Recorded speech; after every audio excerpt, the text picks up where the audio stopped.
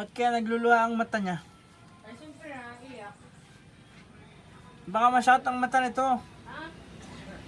Ay, may sakit. Wala. Baka nasilam lang sa ano sa sabon ano. May sakit yan, anak. Kaya nitapon. Wala.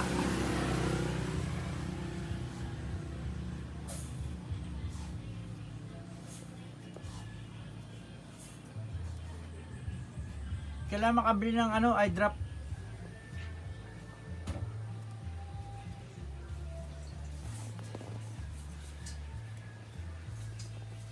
Kilala niya ako, ano nanay?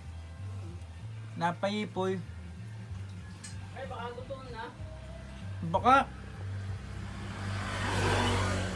Ito na yan. Meron naman dyan dugtat, dugpod.